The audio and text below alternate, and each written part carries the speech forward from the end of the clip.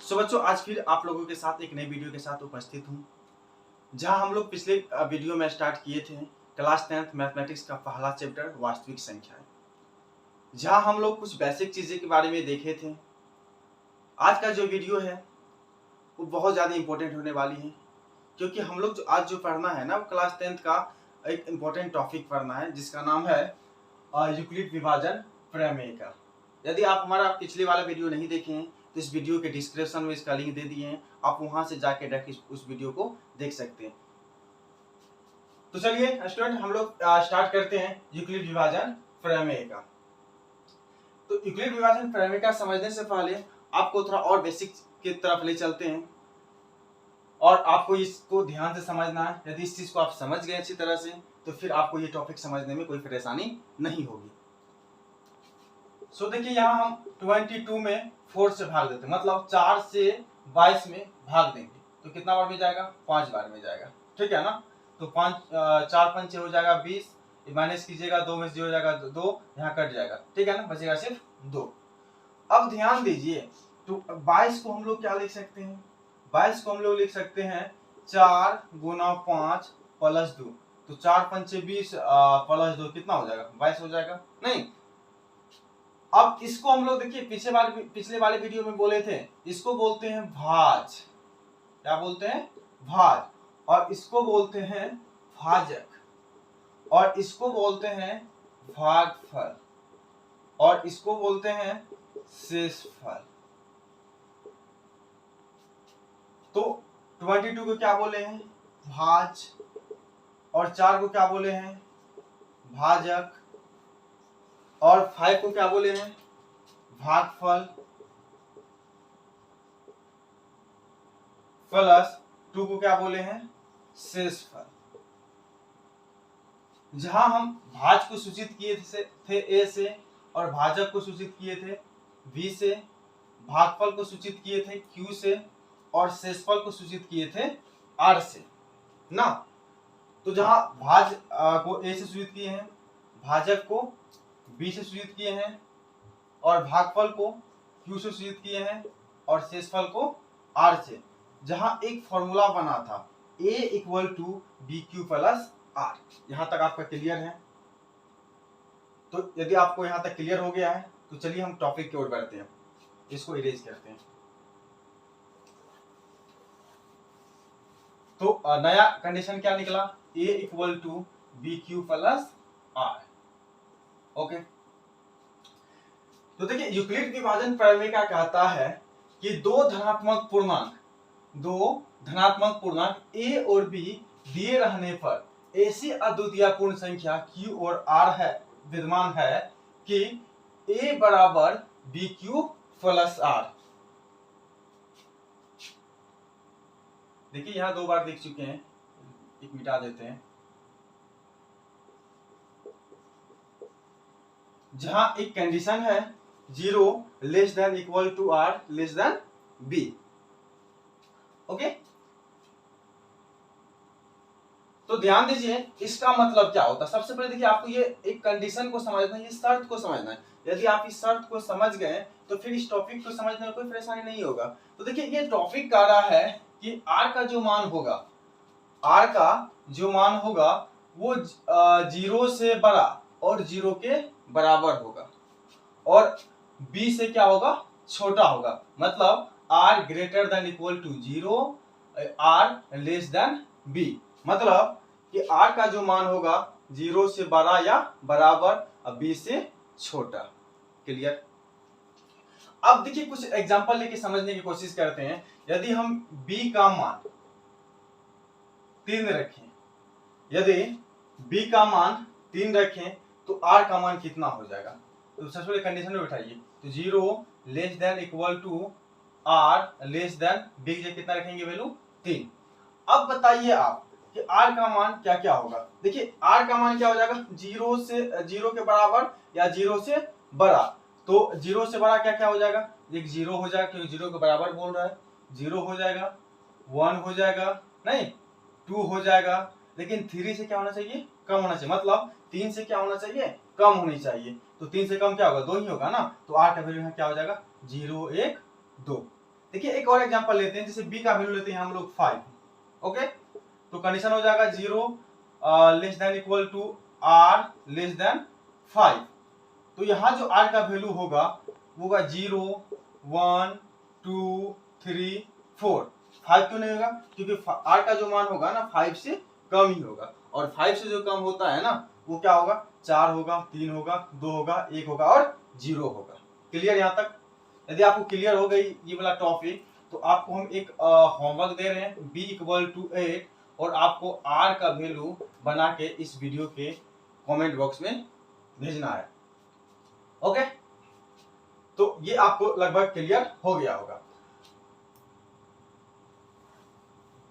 अब एक टॉपिक और आपको समझना है, एक आपको समझना है धनात्मक समपूर्णांक।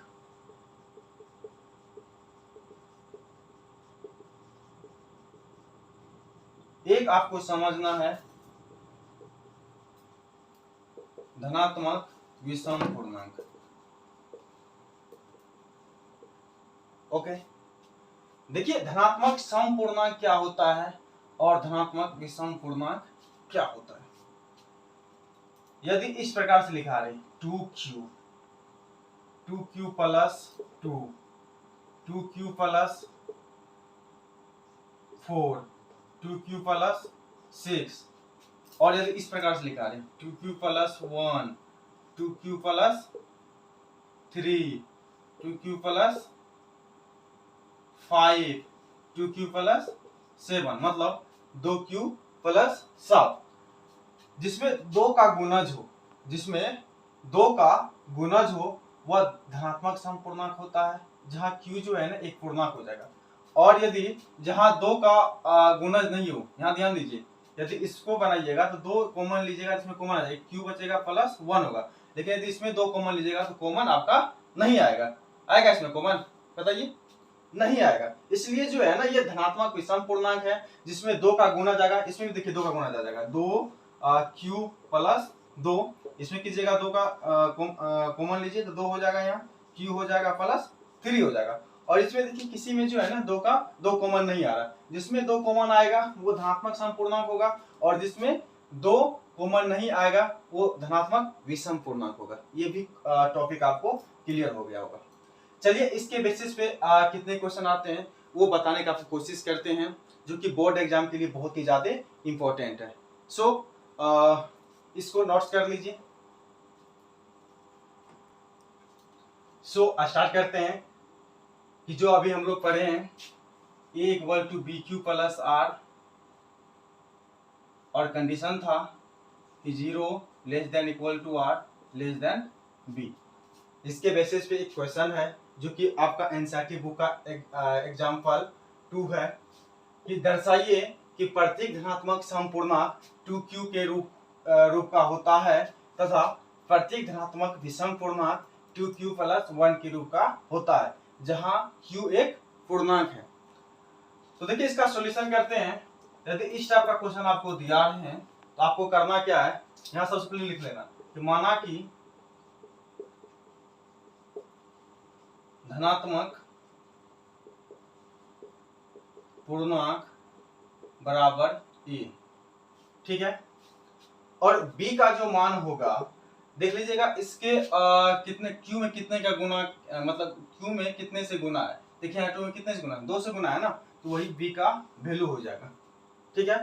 क्योंकि ध्यान दीजिए ये b का जो q के साथ जो गुना होता है ना वही b होता है। b कितना है आपका 2 है, तो यहाँ यदि आप वैल्यू बैठाइएगा a इक्वल टू, तो यहाँ हो जाएगा आपका 2, b की जगह 2, क्योंकि इस कॉन्सेप्ट बैठाइए a बराबर b की जगह 2 और q प्लस r, जहाँ कंडीशन हो जाएगा आपका कि 0 less than equal to r less than 2, क्योंकि b का वैल्यू कितना है 2 है।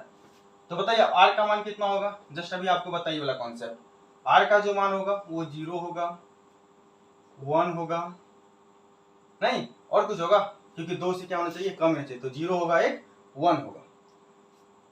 तो सबसे पहले आपको करना क्या है कि जब r बराबर 0 रखते हैं तो a बराबर क्या होगा 2 क्यू प्लस आर का मान कितना रखेंगे 0, यहाँ 0 हो गया तो 2q प्लस 0 हो जाएगा 2q।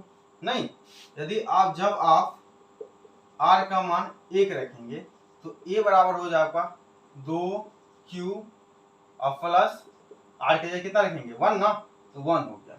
अभी जस्ट आपको बताए जो 2 का गुणज होते हैं जिसमें 2 कॉमन आता हो वो क्या होता है समपूर्णांक, नहीं, और जो 2 का गुणज है मतलब जिसमें 2 कॉमन नहीं आता हो वो क्या हो गया विषम पूर्णांक। ओके, तो क्वेश्चन में आपका कह रहा है कि दर्शाइए प्रत्येक धनात्मक समपूर्णांक 2q। देखिए प्रत्येक धनात्मक समपूर्णांक क्या 2q आ रहा है के रूप का होता है तथा प्रत्येक धनात्मक विषम पूर्णांक 2q प्लस 1 के रूप का होता है। सही है, आ गया प्रूफ ना, तो आप यहां लिख सकते हैं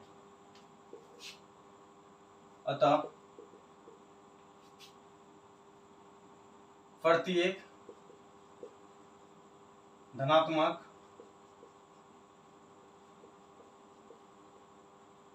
समपूर्णांक 2q और प्रत्येक धनात्मक विषम पूर्णांक 2q प्लस 1 के रूप का होता है। यही हो गया आपका आंसर। क्लियर? यदि फिर भी आपको डॉट लग रहा हो तो कमेंट बॉक्स में कमेंट कीजिए, इसका सॉल्यूशन करने की हम कोशिश करेंगे। ओके, चलिए नेक्स्ट क्वेश्चन एक और उठाते हैं। सो नेक्स्ट क्वेश्चन है कि दर्शाइए कि एक धनात्मक विषम पूर्णांक 4q प्लस 1 या 4q प्लस 3 के रूप का होता है जहां q क्या है एक पूर्णांक है। तो देखिए ये भी क्वेश्चन बहुत ज्यादा सिंपल है, सेम प्रोसेस से बनाना है। तो सबसे पहले आपको क्या लिखना है, माना कि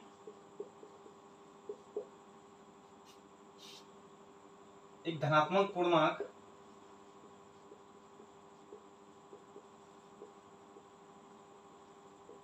a है और b बराबर हो जाएगा आपका 4।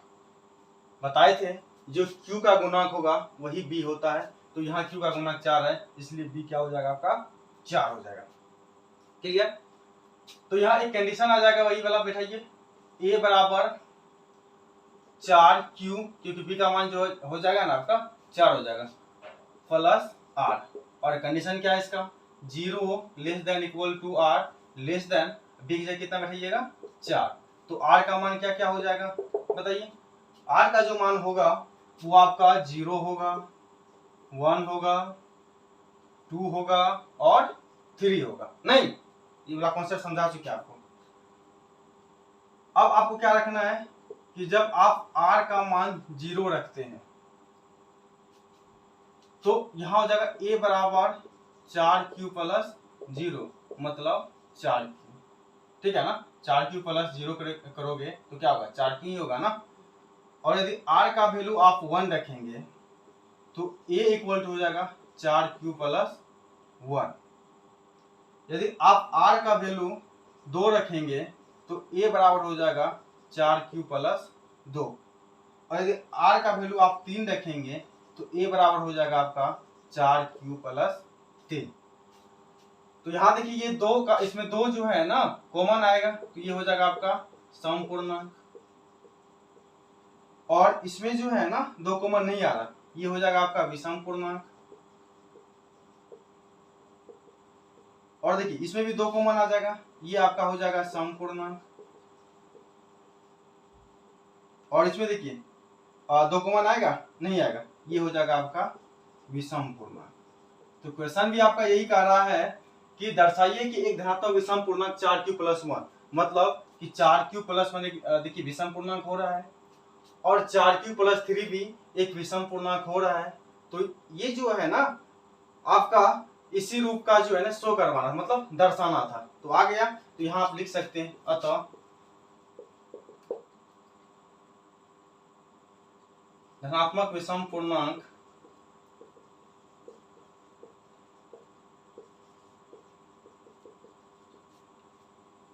चार क्यू प्लस 1 या 4q प्लस 3 के रूप का होता है।